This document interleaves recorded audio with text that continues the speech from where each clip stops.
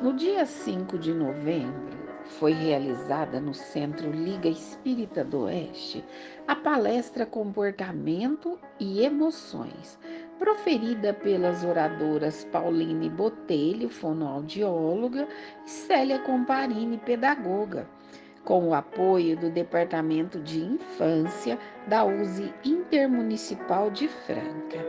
Essa é a primeira parte da palestra.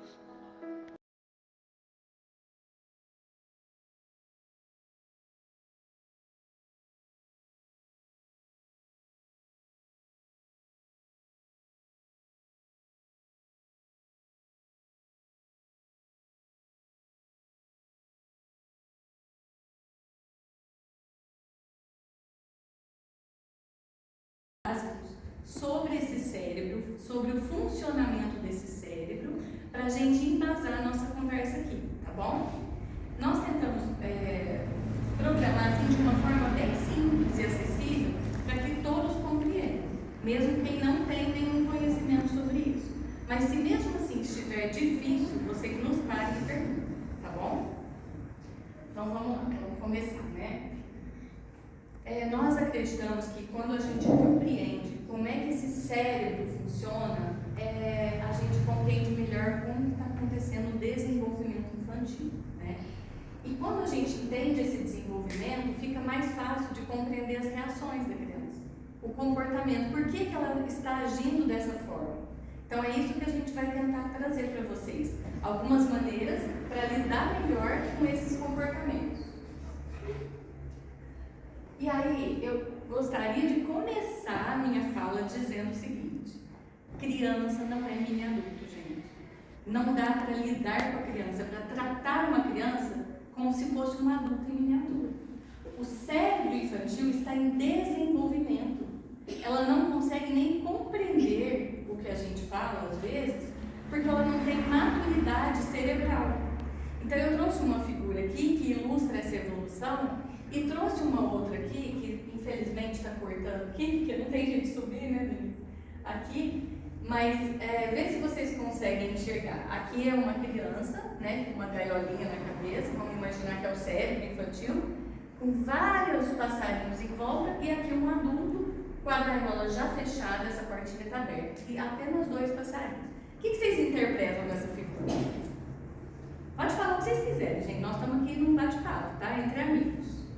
Olha que interessante, a cabecinha da criança, com a gaiolinha aberta, um monte de coisa, né, em volta, e o adulto com a gaiolinha já fechada, só com 2 passarinhos. Que um cérebro limitado. O adulto já limita, assim, põe um limite. Limitou, tem os preconceitos, já fechou ali dentro, é aquilo que ele acredita, né? E a criança? O que está acontecendo com a cabecinha da criança? Eu acho que assim, que está se formando esses conteúdos e o outro já está mais estruturado, né? Eu entendi assim. Sim. A criança é um ser naturalmente curioso. A criança quer descobrir o mundo, ela quer entender sobre tudo, ela tem interesse, ela tem curiosidades, né? Então ela está aberta, literalmente aberta a todas as aprendizagens. E uma coisa interessante, mais ainda, que a gente sabe que até os 7 anos, essa criança ainda está muito ligada ao plano espiritual. Então ela está em processo de formação de identidade e de personalidade. E por isso, o que acontece? Ela está exposta a vários tipos de estímulos, tanto nesse plano quanto em outra dimensão. Então, é positivo isso também. Mas aí entra o nosso papel de adulto que vai direcionando. Infelizmente, quando o adulto acaba direcionando essa criança, ele acaba fazendo essa limitação e colocando, imprimindo nessa criança todos os conceitos que ele tem. Então, a criatividade que existe naturalmente na criança acaba sendo podada muitas vezes. Por isso que eu já começo dizendo, crianças não são mini adultos, cuidado. Vamos tentar enxergar o cérebro infantil como um cérebro de um espírito reencarnado, recém-reencarnado em desenvolvimento e que precisa também ter a liberdade para fazer as suas escolhas dentro, é claro, daquele contexto ali que nós como pais, né, vamos guiar, certo? Então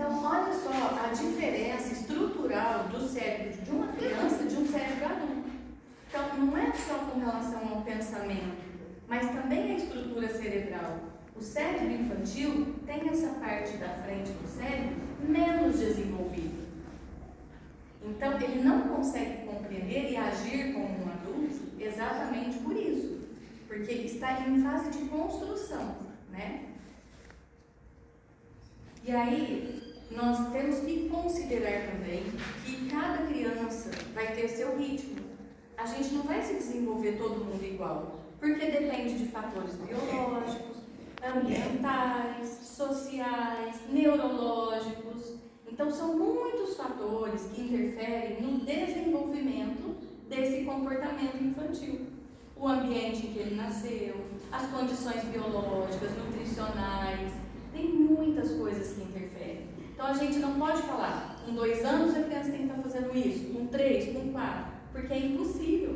Cada uma tem um ritmo de desenvolvimento, né? E cabe a nós, adultos, direcionar da melhor forma esse desenvolvimento, certo? O que eu queria explicar para vocês de forma bem simples para a gente poder entender? Dentro do nosso crânio, que o crânio é essa parte dura, né? Que é a nossa parte óssea, que é o que protege o que está lá dentro, que chama cérebro, certo? Se a gente partir esse cérebro no meio, como nessa figura está explicando, a gente vai ter essa imagem. E aí vocês já ouviram falar que o cérebro tem uma massa cinzenta e uma massa branca? Alguém já ouviu esse termo? E às vezes a gente fica imaginando, o que é isso, né? Sofreu um acidente, perdeu massa cinzenta, agora tá. O que acontece? Lá dentro do cérebro, basicamente, tem essas duas estruturas. A massa cinzenta, que a gente chama, é essa parte mais externa, que está mais escurinha. E a massa branca, ou substância branca, é aquela interna. Como é que isso funciona?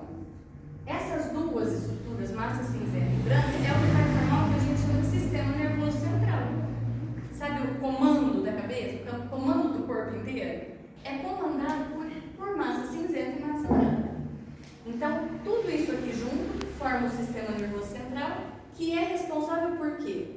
Pela percepção, funcionamento de todo o corpo, realização de atividades como locomoção, raciocínio, memória, ou seja, é o centro de controle, de comando do nosso corpo inteiro está aqui. Para entender melhor, essa parte mais escura é a camada mais externa do cérebro. Ela é chamada de córtex cerebral. Alguém já ouviu falar esse nome também? Córtex. Então agora quando vocês ouvirem, vocês já sabem. Córtex cerebral é a parte mais externa do cérebro, que é composta, né, por essa massa cinzenta. É um tecido fininho, gente, tipo 2 milímetros. Pensa, essa partezinha que reveste o cérebro, que é o córtex, ela é muito fininha, é tipo uma membraninha, né? E é ali que fica o quê? Os neurônios. E outras células que chamam células de glia, ou neuróglias, né? Então aqui, sabe quando a gente fala, perdeu o neurônio, os neurônios morrem quando usa droga, sabe? É tudo aqui nessa parte mais externa do cérebro. E essa massa cinzenta também controla os nossos movimentos corporais, as nossas memórias e, principalmente, o nosso assunto aqui, gerencia as nossas emoções. Olha que interessante. Então, essa parte externa que reveste o cérebro, que é composta por essa massa cinzenta, é o que vai controlar as nossas emoções, né? Que nós vamos falar mais pra frente. O que isso quer dizer, né? Então, toda a nossa personalidade, a nossa inteligência, a capacidade de planejar, de organizar, de memorizar e de processar a informação é tudo por conta da massa cinzenta. Olha a importância desse córtex cerebral, né? E aí já a massa branca, que está localizada mais lá internamente, né? Lá no centro do cérebro, ela já é responsável por outra função. Ela que é responsável por transmitir, né, a informação de uma área do cérebro para outra. Então ela transmite a informação em diferentes áreas daquela massa cinzenta que está mais externa, e ela está mais relacionada a todas as funções de aprendizagem, as funções do cérebro, a comunicação entre as diferentes regiões do nosso cérebro, que nós também vamos ver que tem uma divisão aqui, para a gente entender melhor. Então, basicamente, esse córtex cerebral cerebral, que eu falei para vocês, ele é dividido por partes. Então, o cérebro está dividido por áreas, vamos dizer assim. Embora tudo funcione ao mesmo tempo, cada área é mais responsável por uma função do que outra. Então, aqui nós temos o lobo frontal, parietal, dependendo da área, temporal, o lobo occipital. Aqui está uma figura melhor, ó. Tá vendo? A gente dividiu por cores para ficar mais fácil para entender. Qual que é a área que mais nos interessa aqui para falar das emoções, do comportamento da criança? É a área da frente do cérebro, que é a frontal, que é a cor de laranja. Olha só que interessante, ó. A parte aqui de trás do cérebro é mais responsável pela visão. A parte da audição já é mais aqui, essa parte lateral do cérebro. A parte da fala é essa aqui, da linguagem. E assim, né, por diante. A parietal é a área da interpretação. E o lobo frontal, que é aquela parte da frente, que é toda a parte de pensamento, de emoção, de memória, de foco, de impulsividade, é essa parte da frente do cérebro, tá? Então, vamos ver ela aqui.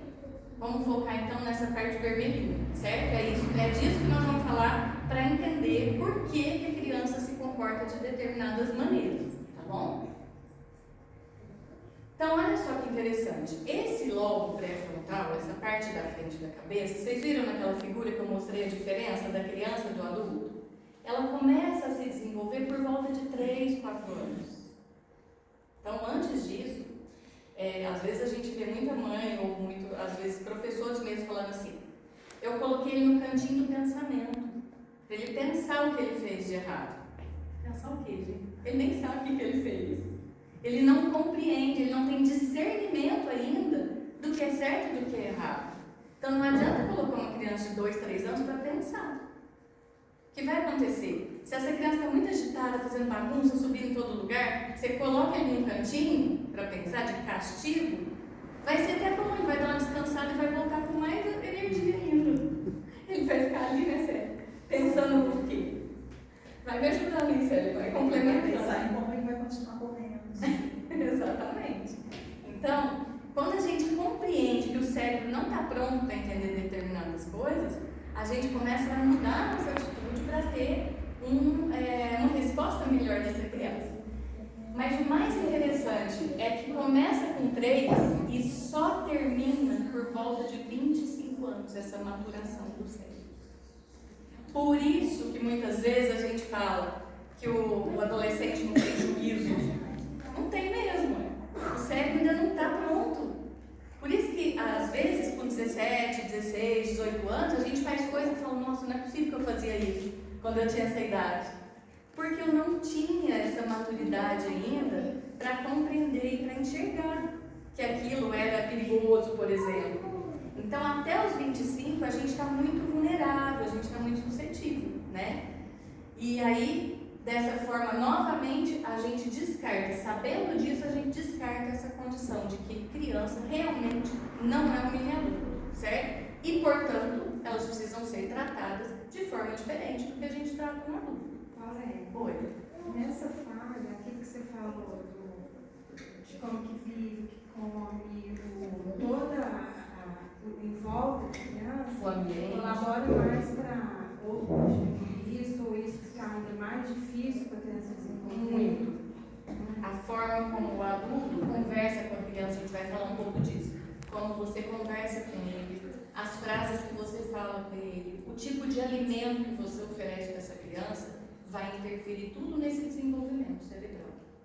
Então, alimentos muito processados, ricos em açúcar, ricos em gordura, a gente não faz esse link, né, essa associação, mas está totalmente ligado. O açúcar provoca uma agitação muito grande no cérebro da criança, porque ele dá picos de glicose, e esses picos de glicose dão uma energia extra para a criança desnecessária, porque são calorias vazias, não trazem nutrição para o organismo da criança. E o que um cérebro em desenvolvimento precisa? Ser nutrido com alimentos e não com produtos alimentícios, vamos chamar assim, né? Porque tudo, para ficar fácil para vocês, ó, vamos pensar o seguinte: tudo que a gente descasca é alimento, é da natureza. Tudo que a gente desembala é um produto alimentício, não é uma Então a gente precisa muito mais descascar do que desembalar. Ou seja, resumindo, tudo que tem nas prateleiras de supermercado são alimentos processados. E ali estão cheios de aditivos químicos, de açúcar, de muita gordura, que não vão trazer nenhum benefício para a criança. Certo? Então o ideal seria a gente oferecer para as nossas crianças e também se alimentar de alimentos que Deus deu para nós, né? Fruta, verdura, legumes, assim, tudo que a gente pode descascar, que vem da terra, que vem da natureza, certo? E junto disso, né, dessa parte orgânica que ela está falando, vem a parte né, nossa, né? Imagina uma criança que já tem uma tendência a ser agitada num ambiente que tem gritos, um ambiente que tem muita briga, né? Como é que vai ficar isso, né? Porque essa é uma barreira que ela tem, que ela precisa avançar. Como que vai ficar os elementos, né, as ferramentas emocionais dela para avançar nessa barreira, né? Então é tudo um conjunto aí, né? Então vai ligando. Se tem uma pecinha que não está ligada, que não está fechada direitinho, a força dele de vencer isso tudo vai ser muito menor. Certo? Exatamente. É tudo muito, é um conjunto, né, gente, de fatores, né? Então, quando a gente educa uma criança, a gente precisa considerar o seguinte: sabendo que não são adultos, a gente não pode exigir delas o que elas não podem nos oferecer, porque senão a gente vai se frustrar. Como é que você exige de uma criança aquilo que ela não pode te dar, né? Então, quando a gente analisa muito bem o nosso comportamento, a gente vê que a gente está meio desalinhado. A gente tem uma expectativa que a criança se comporte de uma forma, mas é uma forma que ela ainda não consegue se comportar. Mas não porque existe um problema, às vezes porque faz parte do curso normal, mesmo natural, do desenvolvimento dela, certo? E a gente, se atropelar esse processo, a gente está indo contra a natureza humana, né? Porque a gente sabe que a gente está lidando com um espírito em desenvolvimento. Então, essa parte da frente aqui, gente, olha todas as funções. Resposta afetiva, olha que interessante. Está desenvolvendo ainda. Se eu não ensinar para essa criança a empatia, a lidar com o outro, a ter sentimento, olha, coitadinho do cachorro, está machucado, nós temos que verbalizar. A criança ainda não tem isso desenvolvido. Pensamento abstrato, vontade para ação, tudo isso é função dessa parte da frente. Resumindo, essa parte da frente do cérebro, ela é responsável por uma coisa que a gente chama funções executivas. Esse termo alguém já ouviu ou não? Esse é mais específico. Não é tão comum, as pessoas não falam tanto de funções executivas, né? Mas, o que será que são funções executivas? Que é a responsabilidade dessa parte da frente do cérebro. É um conjunto de habilidades, né, que vão regular o nosso comportamento, regular o nosso pensamento a partir daquilo que a gente aprendeu no passado, né, com o objetivo de realizar ações no presente e também atingir algumas metas futuras. Então, por exemplo, se eu preciso acordar cedo amanhã, eu sei o que eu tenho que fazer. Vamos supor que eu não consigo acordar sozinho, eu tenho que me planejar, eu tenho que colocar o despertador para me acordar, porque senão eu vou perder. Isso é planejamento. Criança tem isso? Não tem. Então, nós já sabemos como se planejar, como se organizar. Eu vou fazer uma festa de aniversário para o meu filho. Eu posso simplesmente chegar no dia e começar a ligar para todo mundo vir para a festa sem se organizar antes? Não. Então, esse planejamento cerebral, essa organização prévia, a gente vai desenvolvendo, a gente vai aprendendo com o tempo e desenvolvendo ao longo dessa maturidade cerebral que eu falei para vocês. Então, essas funções executivas, elas são habilidades cognitivas, né, de inteligência mesmo, que vão permitir regular o nosso pensamento, as nossas emoções e também vão nos ajudar a aprender a lidar com conflitos. Porque, olha só, uma das funções executivas é saber, a gente chama de inibição, né? É o controle inibitório. O que significa isso? Nós temos um instinto impulsivo de reagir a algumas situações, não temos? A gente não reage impulsivamente, às vezes, a algumas reações? Quando eu tenho bem trabalhado essas funções executivas, eu consigo ter um filtro, um freio, para controlar minha impulsividade e raciocinar antes. Não, a pessoa me xingou no trânsito, mas eu não posso reagir. Vai que ela está armada, por exemplo, né? Então, esse controle inibitório, que criança não tem. Se ela tiver vontade de subir nessa mesa e ninguém direcionar, ela vai subir, especialmente se ela tiver algum transtorno, que é o que a gente vai falar agora mesmo. Então, quem direciona isso, quem vai conduzindo a criança para não subir nessa mesa, ainda não é a parte da frente do cérebrozinho dela, não está desenvolvido. Ela não tem controle inibitório dessa impulsividade dela, tá? Olha só, 11 funções executivas que estão presentes nessa parte da frente do cérebro. Objetivar, quando eu quero alcançar um objetivo, uma meta, né? Planejar, organizar, iniciar, tomar iniciativa. Exemplo, a criança que está brincando, mas já está na hora de tomar banho. Vocês acham que elas vão largar assim, de livre e espontânea vontade a brincadeira? Agora é a hora do banho.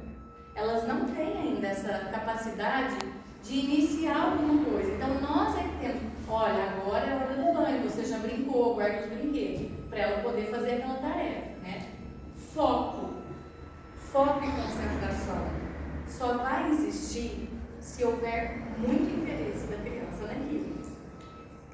O foco, a atenção, ela está intimamente ligada com o interesse, com a motivação. Vocês conseguem ficar focados muito tempo numa atividade que é muito desinteressante, que vocês não estão motivados a fazer? Ninguém consegue. E como é que a gente... Vamos falar em alemão aqui, para ver se todo mundo vai dormir. Ninguém vai entender nada. Muito difícil, né, sério? O foco é uma coisa que a gente desenvolve, né? Cada um desenvolve o seu modo. Às vezes o foco de um entra aqui, ele tem que estudar para ele focar. Às vezes o foco do outro não, ele tem que mexer na coisa para ele focar. Então cada cérebro é de um jeito, cada um reage de um jeito, cada um aprende de um jeito, né? É a chamada diversidade que a gente está vivendo agora, né? Que está passando os muros da escola, a nossa diversidade que está aí chamando a gente para conhecer, para a gente poder intervir, né? No comportamento do outro, intervir no crescimento do outro. Quando a gente fala assim, o menino não para quieto na sala de aula e tal. Agora pensa, gente, ficar sentado, todo mundo em fila, numa sala fechada, durante 4 horas, com alguém lá na frente ensinando o que ele já sabe, porque está na palma da mão dele. Ele sabe muito mais que nós. No celular tem tudo, no computador tem tudo. Então, ouvindo por 4 horas, parado. A criança precisa de movimento para aprender. Tem que ficar sentado, parado, focado numa coisa que não é interessante. Tem alguma coisa aí fora do compasso. Não vai dar certo. Então, a gente não vai conseguir dessa forma a atenção da criança, porque não é interessante. E ainda um outro fator que, se não existir, a atenção e a concentração também pode existir, que é o afeto. Se vocês não imprimirem afeto na relação e naquela atividade que está junto com a criança, se for uma exigência, é para fazer a atividade agora, faz a lição de casa. Se não houver afeto, a criança também não vai conseguir focar nem se concentrar, tá? E aí tem perseverar, monitorar, flexibilizar, inibir, que é o controle inibitório que eu falei, regulação das emoções e operacionalizar, que é o colocar a mão na massa, né? E aí eu faço uma comparação aqui, uma analogia com um time de futebol. Num time de futebol, cada um tem a sua posição no campo, tem o seu papel, a sua função. Um é atacante, um vai defender mais, tal. O que acontece se os jogadores começarem a agir por conta própria? Então, não, eu estou aqui na frente do gol, mas agora eu quero ir lá para trás, tal. Não vai haver uma sintonia. E se cada um não desempenhar corretamente a sua função e não jogar direito, o jogo não vai ter êxito no final, né? É preciso uma sincronia, uma sintonia entre o time para que tudo aconteça da melhor forma e consiga um resultado bom no final. Da mesma forma, o nosso cérebro.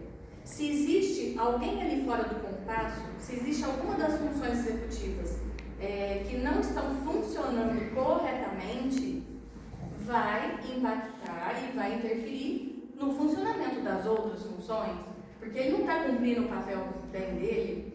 Então, como é que vai funcionar bem essa cabecinha e E como é que a criança vai se comportar bem, né? Expressar bem essas emoções, se tem uma disfunção ali nessa parte da frente. Estão entendendo? Alguém quer perguntar alguma coisa? Vai parando, gente, vai conversando com a gente. Até aqui, o que vocês estão achando? O que está difícil de entender? Ou está tudo fácil?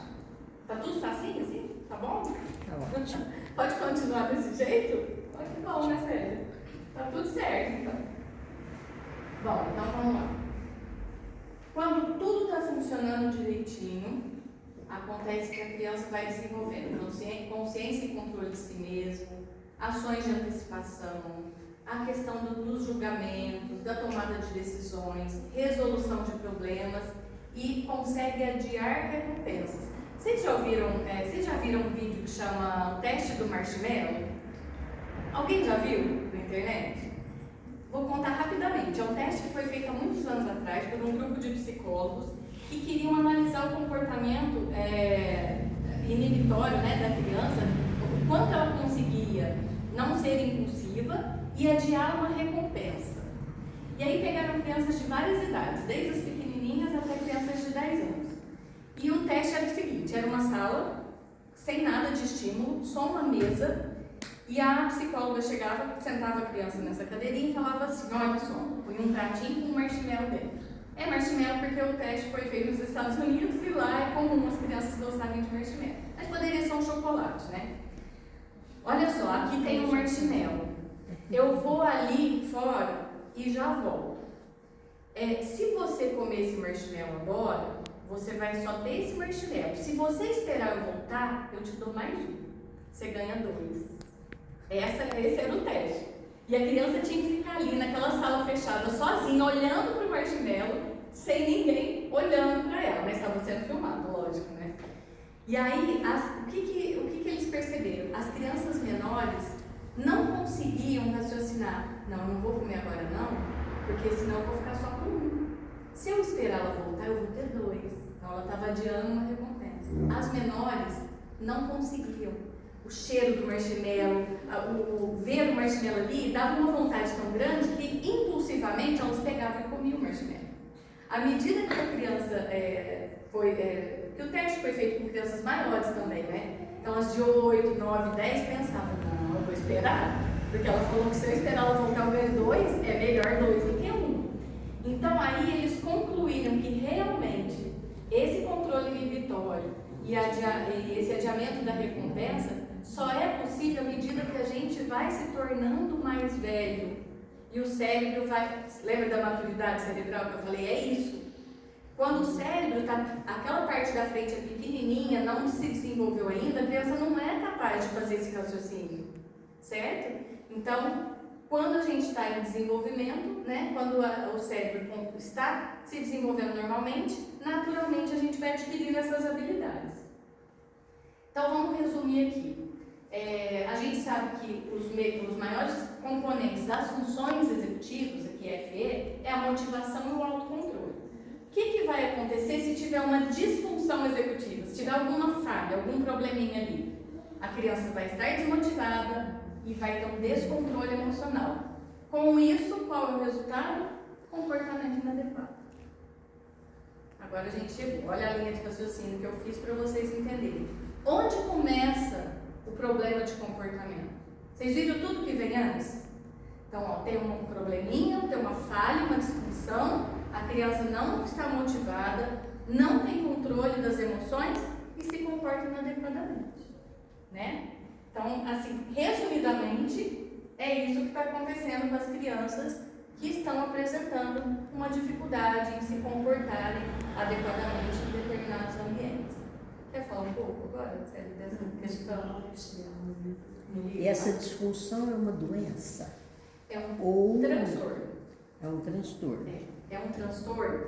A Célia vai falar um pouquinho dos transtornos. São transtornos que a gente chama de transtornos do neurodesenvolvimento. Então, mas a assim... diferença de ter transtorno e ser uma doença? Na verdade, a gente, por exemplo, as questões da mente, né? A gente chama, porque existe mesmo uma confusão. Nós temos as deficiências, por exemplo, a deficiência intelectual, onde existe um rebaixamento cognitivo, e nós temos os transtornos psiquiátricos. Quando a gente fala de deficiência, a gente não está falando, por exemplo, de uma criança com TDAH ou com TOD. Embora alguns transtornos tenham algumas comorbidades que geram uma deficiência, certo? Então, assim, no caso que a gente está falando aqui, são transtornos que geram uma alteração no comportamento da criança, que seria o TDAH, o TOD, o autismo, né? Quando a gente fala de doença mental, são as esquizofrenias, psicopatias, são doenças que, por exemplo, só para a gente entender, são casos que às vezes sem controle precisam de uma internação em um hospital psiquiátrico. No caso das crianças que estão em desenvolvimento, são transtornos do neurodesenvolvimento, hoje, né, atualmente a gente tem vários recursos, inclusive medicamentosos, terapias, medicamentos, mudança no comportamento do adulto para tentar melhorar esse comportamento da criança, né? Agora, quando existem comorbidades, então, por exemplo, ele tem autismo, mas também tem TDAH, isso gerou uma deficiência intelectual. Então, existem esses casos também. A gente vai falar um pouquinho, né, mais pra frente. Então, o que eu queria dizer para vocês é o seguinte: o cérebro está intimamente ligado com as nossas emoções. Então, se existe uma disfunção executiva, vai ter um impacto no nosso comportamento e na emoção, né? A gente vai falar um pouquinho aqui das emoções, né, do livro a Célia citou, do livro Mundo Maior. Nas obras do André Luiz, no livro Mundo Maior, tem um capítulo lá que chama Estudando o Cérebro. E lá fala isso que a Paulene falou, né? Alguns termos ele dá uma modificada, mas ele fala nessa evolução, nessa inteligência que vem evoluindo, né? Há milênios e milênios. Então, começou na água, passou para a terra, veio no animal, e hoje nós temos, a gente acha que nós temos hoje assim, mas a gente não conhece, isso está muito mais evoluído. O que bloqueia esse nosso conhecimento, para a gente ver o tanto que o nosso cérebro está evoluindo? É justamente as nossas tendências, né? Porque lá nesse capítulo, ele estuda o cérebro de um desencarnado. Então, ele estuda o cérebro do perispíritico, isso. E ele fala que as tendências do espírito, elas são impressas no cérebro real, que é o cérebro igual ao cérebro que a Paulina explicou. Então, hoje, né, e essas tendências é que barra a gente a ter um acesso ao cérebro superior, né? Mas a gente já está conseguindo ter um acesso no cérebro superior, né? Pelo menos a base a gente está conseguindo, né? Que qual é esse cérebro? É aquele da empatia, da paciência, da tolerância, né? Do amor, o amor é divino, né? Então, essas barreiras impedem muitas vezes da gente ver isso com outros olhos, da gente desenvolver e da gente evoluir. Só que essas barreiras, a gente já tem nome. Tudo isso que a gente sente hoje, né? Nós sentimos em nós, sentimos no outro, já tem nome, essas tendências, né? Então, tem a depressão, o transtorno, a bipolaridade, tem o transtorno de ansiedade, tem o transtorno disruptivo de personalidade, o TDAH, tudo isso já tem nome. E é muito legal que já tenha nome. Se já tem nome é porque tem estudo aqui na Terra, né? Os médicos já estão estudando. E junto com esses estudos já está vindo a ajuda, né? Tem a ajuda médica quando precisa, né? Porque tem a linha do desequilíbrio, né? A linha do equilíbrio e do desequilíbrio, para não falar, né, da normalidade da loucura, né? Então aqui, se a gente for pegar os transtornos e ver as características, nossa senhora, parece que eu tenho isso. Olha que a gente começa a estudar, né? Mas vamos prestar atenção nessa linha, porque à medida que essas tendências vai caminhando para cá, que é o desequilíbrio, isso já vai fazendo com que prejudique a nossa vida, né? Então, à medida que a depressão vai caminhando para cá, vai prejudicando, a gente não vai querer mais levantar da cama, né? Tem certos casos que chega até em suicídio, né? Só que isso já está sendo estudado, né? Graças a Deus está sendo estudado. Então nós temos recursos já. Nós temos a ciência, nós temos os remédios quando é necessário, nós temos as terapias, né? Os terapeutas estão estudando para ajudar a gente. E hoje, né, a urgência que está tendo é nas práticas educativas, né? Que a gente está estudando também para ajudar o professor, mas acima de tudo ajudar a família, né? Porque às vezes a gente pega um aluno que a família chega e fala, não sei mais o que fazer com ele, né? Então, assim, fala assim, você fala, meu Deus, se ele não sabe, imagina eu, como é que vai ficar? Então, estamos caminhando no processo de estudar as nossas tendências, estamos caminhando no processo de ajuda, embora, né, porque a gente está vivendo um momento dos transtornos, nós estamos vivendo momentos dos transtornos, das deficiências, e está exigindo da gente muito, está exigindo da gente conhecimento, está exigindo da gente calma, paciência, né? Vamos estudar, né? Está exigindo da gente, acima de tudo, racionalidade, né? Porque se eu tenho um cérebro, né, que ele pensa muito mais rápido que o outro, né? Então, o que eu posso fazer para eu ajudar esse cérebro que pensa mais rápido que o outro a seguir? Nós temos um parâmetro, né? Nós precisamos de parâmetros, de comparar, o parâmetro de normalidade, nós precisamos comparar esse parâmetro aqui no planeta Terra. Então, está diferindo muito do padrão, ele está precisando de uma ajuda maior, né? Então, às vezes a gente pega uma criança e ela já vem, esse menino ele não para, esse menino é mal educado, esse menino é agressivo, esse menino é isso.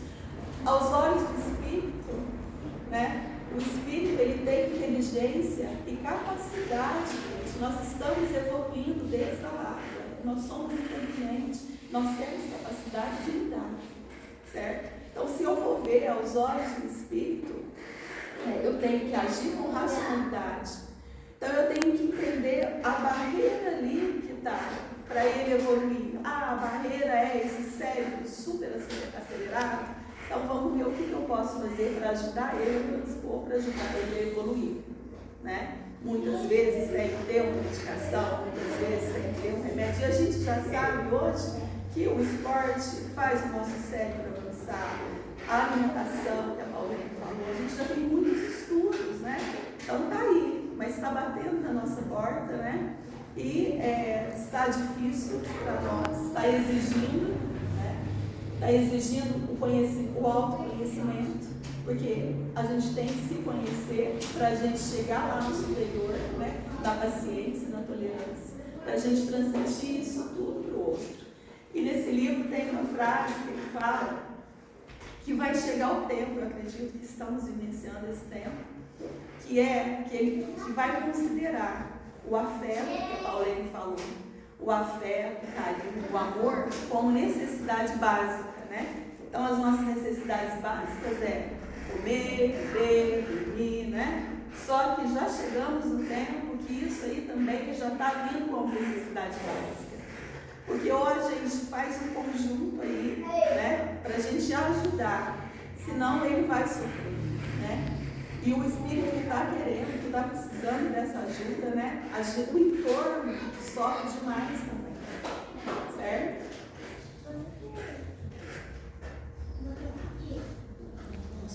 Tá. As emoções, é muito interessante a gente saber que nós temos as 5 emoções que elas são primárias, a gente fala primárias, porque elas já vêm inatas na gente, né? E elas vêm inatas nos animais também. Por exemplo, alegria, quando a gente chega em casa, o cãozinho está todo alegre, né?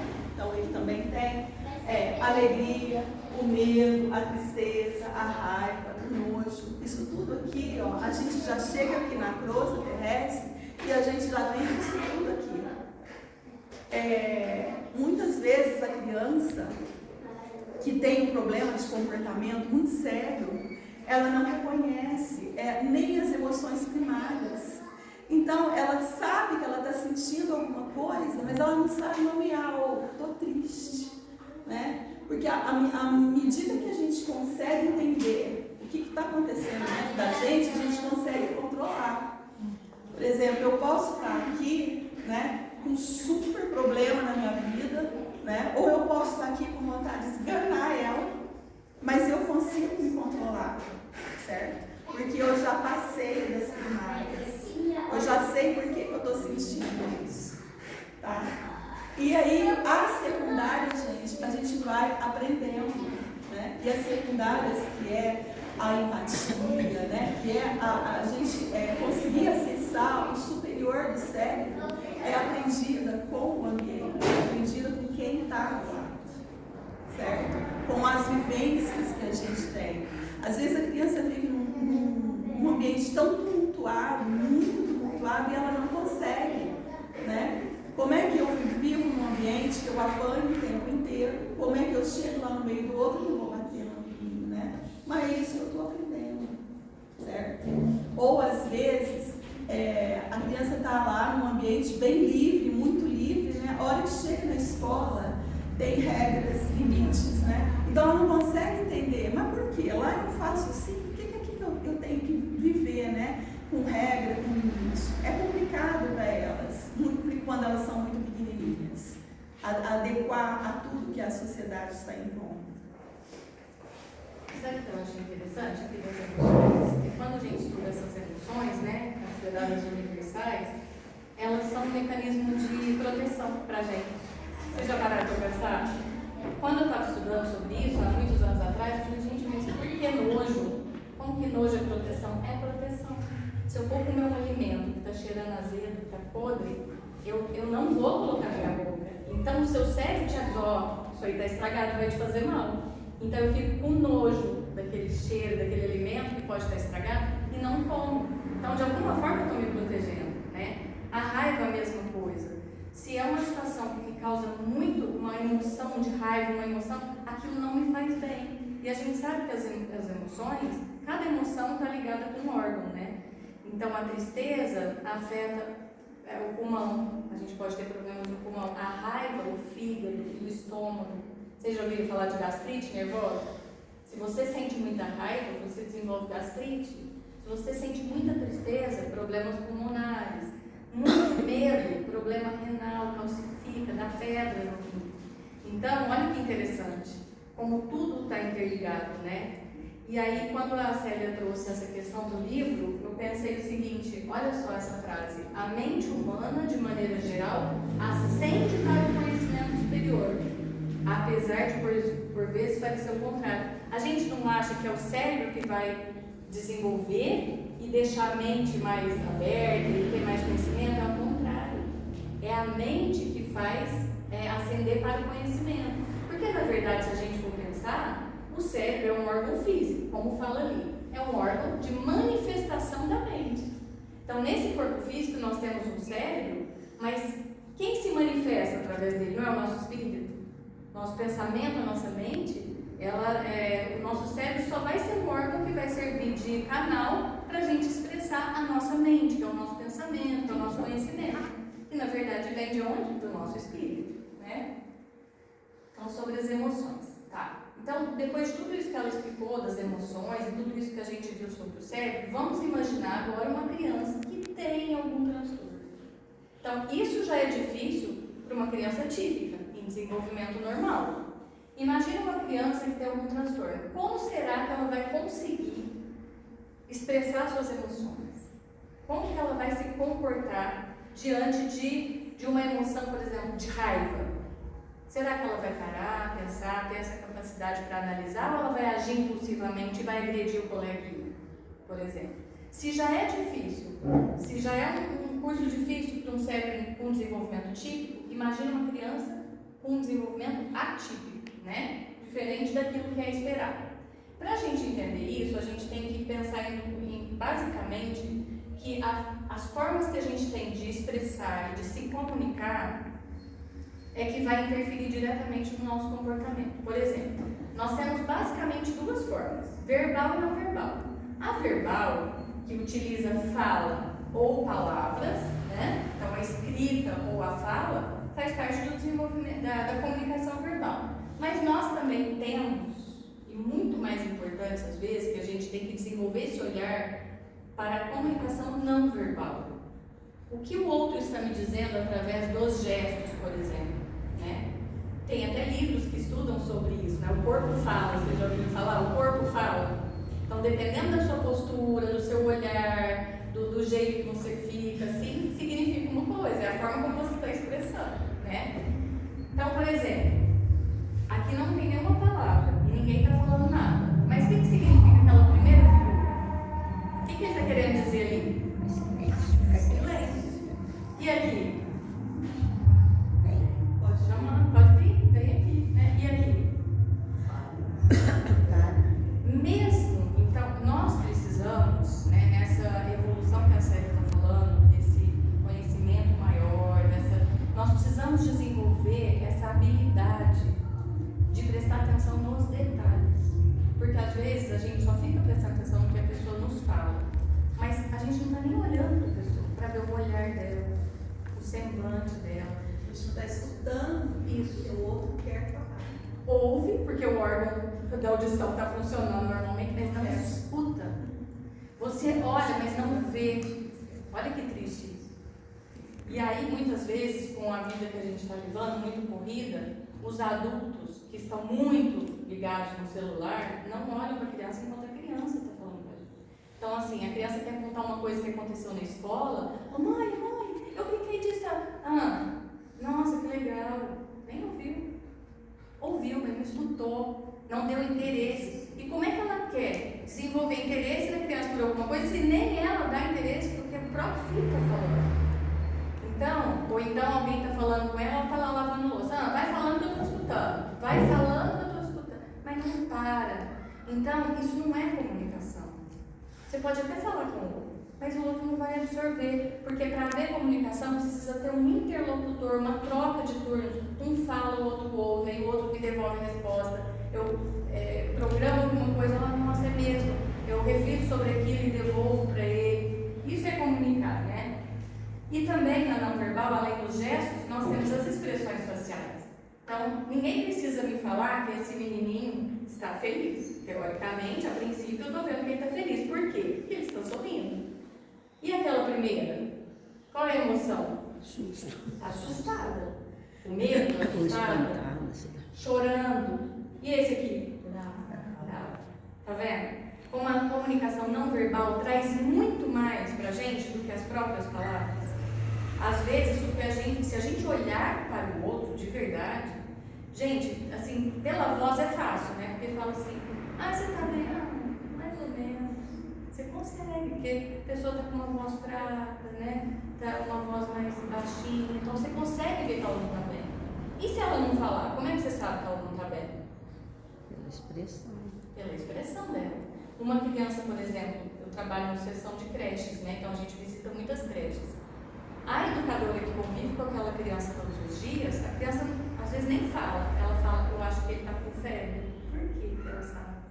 Porque ela olha para ele e vê que o olhinho está tristinho, tá mais quietinho, está moado. Aí ela vai medir a temperatura, está com febre. Mas se a gente não olhar para o outro, a gente não vai descobrir o que está acontecendo com ele. Porque essas questões internas falam muito mais da gente do que o que a gente consegue expressar. Tem hora que a gente nem consegue expressar o que está querendo. Eu não tenho nem coragem de falar para o outro o que eu estou sentindo. Então eu preciso aprender a ler as pessoas, né? Olha essas figuras também. Isso é evolução. Isso é para isso que a gente tem que caminhar. Então, quando uma criança... Se a gente olhar com essa atenção, às vezes até um sorriso é um sorriso triste. Parece que a pessoa sorri, mas você vê que não é aquilo, mas tem esse olhar da alma, vamos dizer, do outro, que faz a gente às vezes perceber que não é um sorriso de felicidade, de alegria, às vezes é um sorriso tímido, triste, não é até isso. Ou às vezes a pessoa fala assim, ele falou isso da boca para fora. O que significa essa expressão? Falar, falou, mas não está sentindo internamente, é para fora, não é dentro, né? Exatamente. E quando a gente olha os olhos, gente, os olhos, segundo Pedro Bloch, são o espelho da alma. Os olhos são o espelho da alma. Se você olhar bem nos olhos de uma pessoa, e hoje a gente perdeu muito esse contato visual. Então, por isso que é importante conversar com uma criança, abaixar no nível dela e olhar olho no olho. Conversar olhando.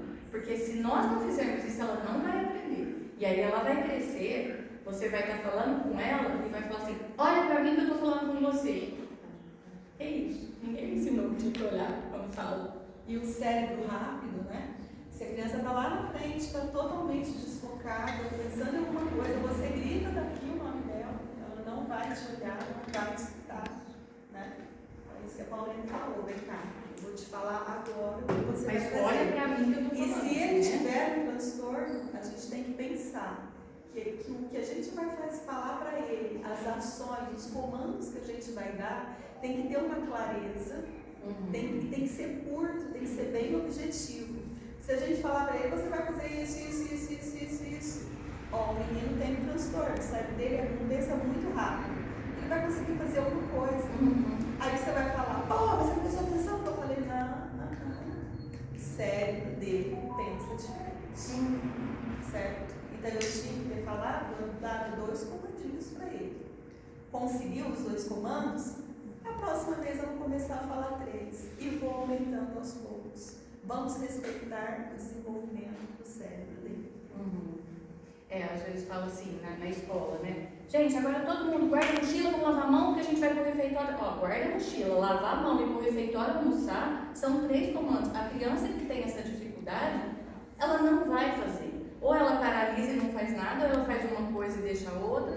Então a gente tem que ter muita paciência e muito cuidado da forma como a gente fala com as crianças. Eu vou falar um pouco sobre isso também. Aqui as expressões, né? E tudo é comunicação. A forma como a gente expressa, não só por palavras, mas o nosso tom de voz, a nossa postura corporal, o tipo de roupa que eu uso também comunica alguma coisa. Como é que eu sei que uma pessoa é mais vulgar do que a outra? Por exemplo, como que eu sei? Sem ela abrir a boca. Pela vestimenta.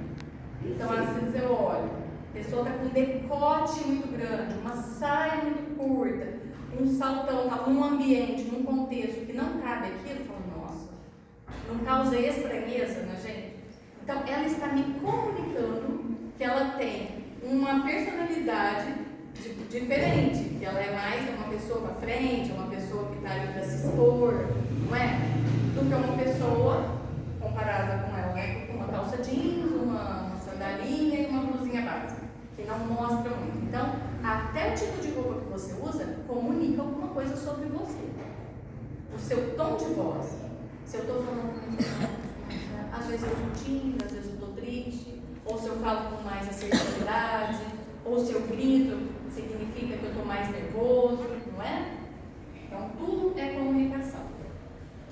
Agora, a gente vai falar de uma coisa aqui, né, de um comportamento das crianças, que também é uma forma de comunicar um descontentamento, um desconforto, uma inquietação da criança, que é o que a gente chama de birra. Então, é comum a gente ver criança da birra, não é? Só que aqui, vou fazer um alerta, a gente tem que ter cuidado, porque a gente confunde 2 comportamentos. Com relação às crianças que têm algum transtorno, geralmente a gente fala assim, ele é sem limite, o pai não educou direito, ele fica se jogando e dando birra, e às vezes isso não é uma birra. Faz parte do comportamento desse transtorno, que a gente chama de crise, uma crise nervosa. Não sei se vocês conhecem alguma criança que tem alguma dificuldade, autismo, ou TDAH, ou TOD, que é o transtorno opositor desafiador, que a Célia vai falar agora mesmo. E aí, a gente confunde e põe tudo num balaio só. Ah, tá dando birra. E às vezes não é birra. E pra gente diferenciar um pouquinho, eu trouxe algumas considerações para vocês. O que é a birra? A birra é comum em crianças de 2 a 4 anos, exatamente porque ela não tem a maturidade cerebral e ela vai tentar conseguir o que ela quer fazendo um showzinho dela, né? Mas a birra é sempre um comportamento proposital. O que significa isso?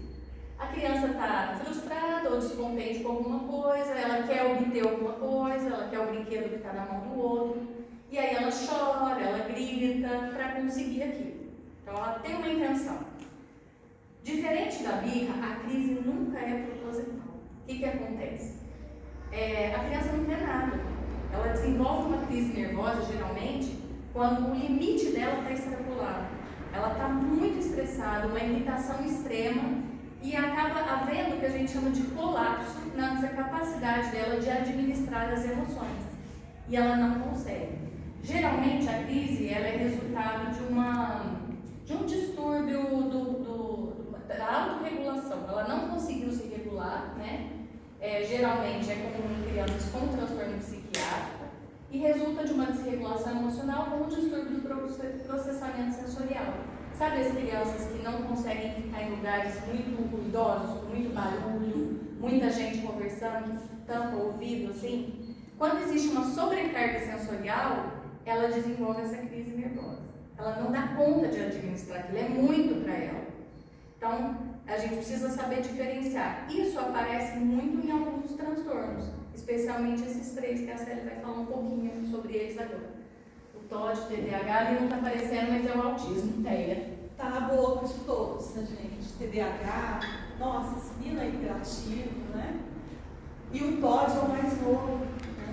Aquele que não pode ouvir um não, né? Ouvir um não, ele já, né, quebra tudo, se rebela, bem complicado.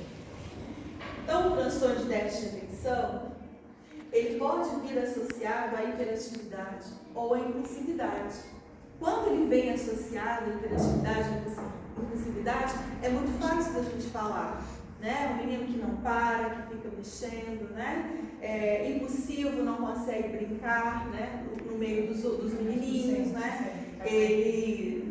Ele não consegue resolver o conflito. Todas as vezes que ele tem que se envolver numa atividade de recreação, ele causa conflitos, ele bate no amiguinho, né? Então, quando ele vem com a hiperatividade e a impulsividade, é muito grave, porque é muito difícil da gente manipular isso, certo? Mas a hiperatividade é aqui no cérebro, né? Então ele pensa demais, ele pensa em várias coisas ao mesmo tempo. E isso causa muito prejuízo para ele.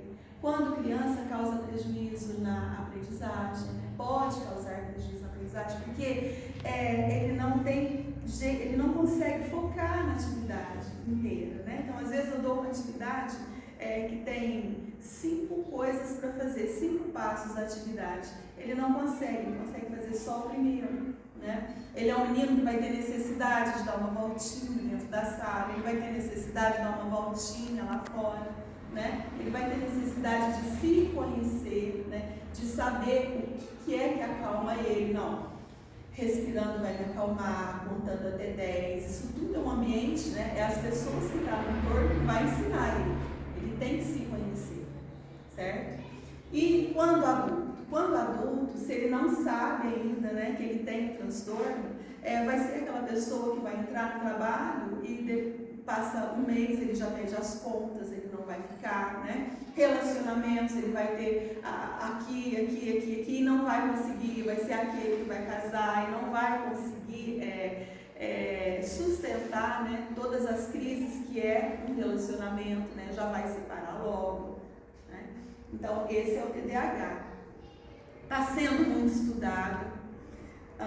Antes dos 5 anos, antes dos 6 anos, é difícil dele ser avaliado, dele ser diagnosticado, né? Porque tem tudo aquilo que a Paulene falou, né? Criança não é um mini adulto, né? Então ele pode ser, sim, tudo que ele está fazendo ali, né? Ainda é simplesmente porque ele é mais peralta, mais criança, é difícil. É muito difícil diagnosticar hoje também, por causa desse monte de estímulo que a gente tem, né? Das telas, né? Do celular, tecnologia, né? Muito estímulo visual, né? Que acaba deixando a gente um pouco mais acelerado mesmo, certo? Então, antes dos 6 anos, o que se recomenda? Recomenda que busque ajuda, se o pai ou a mãe acha que pode ser, ou se a escola já vem falando na hora do seu filho, estamos observando isso, né? Vamos procurar ajuda, né?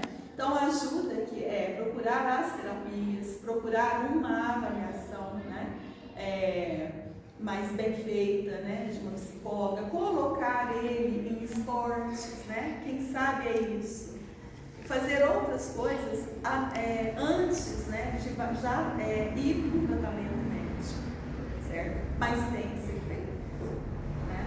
E aí a família, ela tem que ser muito orientada também, e os pais têm que ser muito estudiosos para saber fazer as intervenções, né? Porque hoje em dia, quem é que vive se ele não consegue aceitar uma regra e um limite? Não tem jeito, né? Então tem que ser muito estudioso, tem que entender o caso para saber como é que vai poder agir. Então, para a gente entender o caso, a gente pode procurar ajuda sim. Vamos procurar ajuda com a psicóloga, vamos procurar ajuda com a professora, vamos entrar, né, no consenso. A Paulene sempre fala que é sempre uma pizza, né? E a fatia da pizza, a fatia da família é muito grande nesse processo, né? E depois vem as terapias, e vem a escola, né? Vem a evangelização, né? Que tudo vai contribuir para a gente fechar isso, né? E o menino conseguir caminhar